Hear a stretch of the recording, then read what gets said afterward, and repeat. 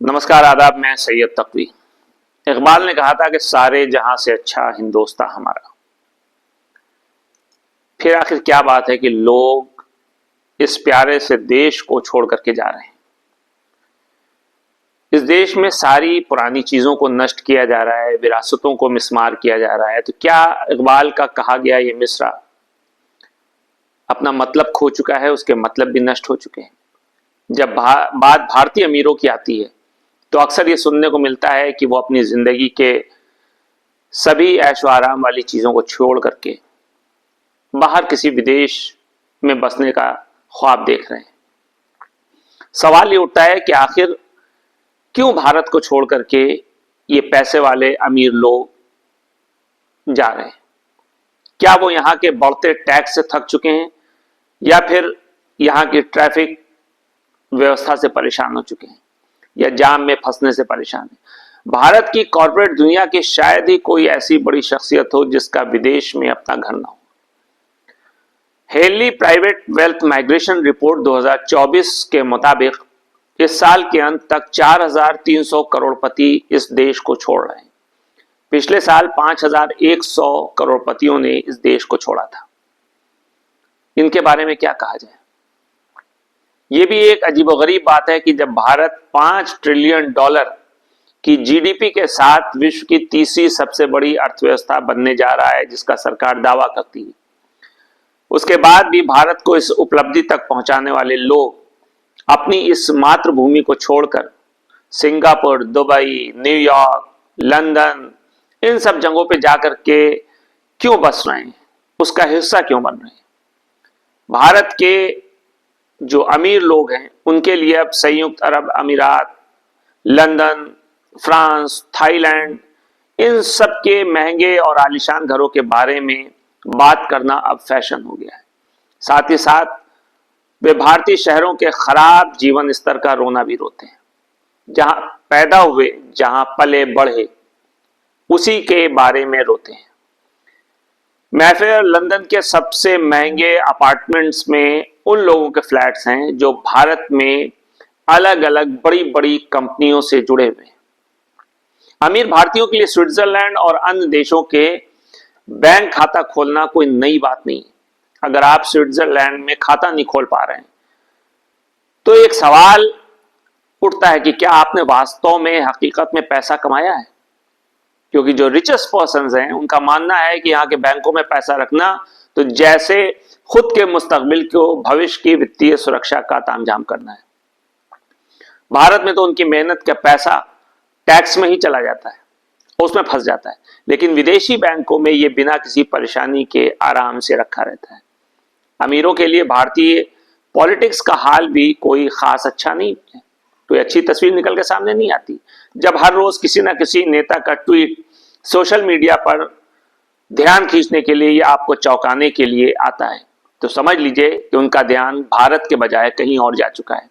क्योंकि कोई भी देश से मोहब्बत करने वाला इंसान ऐसे स्टेटमेंट नहीं देगा जिससे परेशानी पैदा हो। ये अमीर भारतीय समझते हैं कि अगर उनका राजनीतिक विचार ठीक नहीं होता तो उन पर कभी ना कभी आयकर विभाग का छापा पड़ सकता है। तो क्यों ना इससे बेहतर यह है कि वो किसी ऐसे मुल्क में जाकर के बस जाएं जहां राजनीति में उतनी ही स्टेबिलिटी हो जितनी उनके बैंकों में जमा पैसे में होती है। उसके अलावा भारत में ट्रैफिक का क्या हाल है ये तो हम आप सभी जानते हैं और रोज इससे गुजरते हैं। गाड़ी चलाना किसी मुसीबत से कम नहीं, खासकर अगर आप बड़े शहर में हो या छोटे शहर में, और खास करके दिल्ली, मुंबई, बेंगलोर जैसे शहर। सोचिए आपके अमीर भारतीय जो एक लग्जरी कार से सफर कर रहा है, उसके शीशे हमेशा चढ़े रहते हैं। वो हर रोज ट्रैफिक में फंसने के बजाय किसी शांत और एयरपोर्ट के नजदीक बसे शहर में समय बिताने का ख्वाब पाले हुए। तो ऐसा क्यों ना करे? विदेशों में उसके लिए ट्रैफिक एक बुरा सपना ही रहेगा और वह अपने दिन को सुकून के साथ जी सकेगा। इसके अलावा भारत में अस्पतालों के सरकारी या प्राइवेट सेटअप की जो तस्वीर है वो भी बेहद खराब है। एक अमीर भारतीय के लिए इलाज के लिए लंबी लाइन में खड़ा होना तकलीफदेह हो सकता है। तो क्यों ना विदेश में जाकर अच्छे अस्पतालों में इलाज करवाया जाए। पैसा होता भी आ रहा है कि जो पैसे वाले लोग होते हैं जब बीमार होते हैं तो वो सीधे हिंदुस्तान के बाहर विदेशी मुल्कों की तरफ सफर करते हैं। विदेशों में मेडिकल टूरिज्म का एक नया और शानदार ऑप्शन भी उनके सामने रहता है, जहां मेडिकल फैसिलिटी जो होती है वो अच्छी होती है, ऐसा अमीरों का मानना है। अमीर भारतीयों के लिए विदेशों में शॉपिंग और खाने के ढेर सारे ऑप्शंस होते हैं। अगर आप दिल्ली के कनॉट प्लेस में खड़े होकर सोच रहे हैं कि अगले हफ्ते हमको कहीं घूमने जाना है, तो समझिए कि आपकी जिंदगी के 10 दिन पहले से ही प्लान हो चुके हैं। बाहरी देशों में हर तरह के रेस्टोरेंट्स, ब्रांड्स और खास तरह के बाजार हैं जहां पर ये अमीर जाकर के अपने शौक को पूरा कर सकते हैं। भारत में तो कभी कभी एक ही रेस्टोरेंट में मेनू में ढेर सारी चीजें बदल जाती हैं। आखिरकार एक भारतीय अमीर, उसके लिए शांति की तलाश बहुत अहम है, क्योंकि अमीरों के लिए शांति महत्व रखती है, गरीबों के लिए शांति कहाँ है।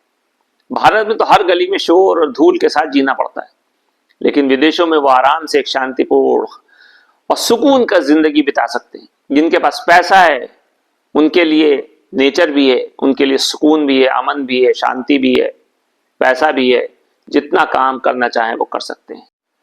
पिछले साल विदेशी मामलों के मंत्री ने जो संसद में आंकड़ा पेश किया, उसके हिसाब से 2011 में या 2011 से 16 लाख से अधिक लोगों ने अपनी नागरिकता छोड़ी।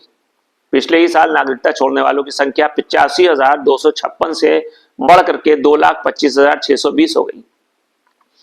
यह भी बताया गया था कि भारतीयों ने कुल 135 देशों की नागरिकता ली।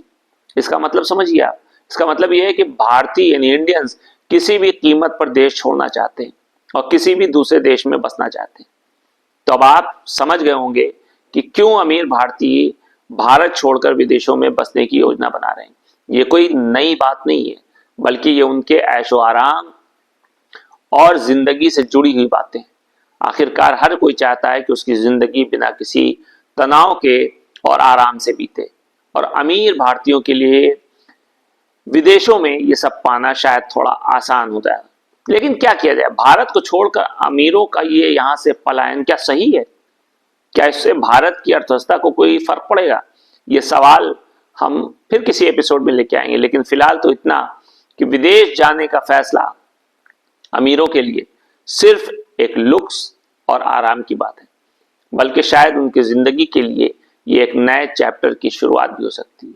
लेकिन जाने वालों को एक बार ये जरूर सोचना चाहिए कि हम उस देश को छोड़ करके जा रहे हैं जिसमें आप पैदा हुए, आपके पूर्वज पैदा हुए, और जिस देश से आप मोहब्बत का दावा करते हैं। लेकिन साथ ही साथ सरकार को भी इस बात पर गौर करना चाहिए कि आखिर उससे ऐसी गलती कहां पे हुई है जहां पे भारतीय अपने देश को छोड़ करके विदेशों में बसना चाह रहे हैं। शायद पिछले कुछ सालों से जो चीजें जटिल होती चली जा रही हैं, इंसान की जिंदगी मुश्किल होती चली जा रही है, जो सरकार नए नए कानून रोज लेकर के आ रही है, नए नए कागजात बनवाए जा रहे हैं, इंसान की जिंदगी सिर्फ कागजों में फंस करके रह गई है। इस पर एक बार जरूर गौर करना चाहिए। नमस्कार।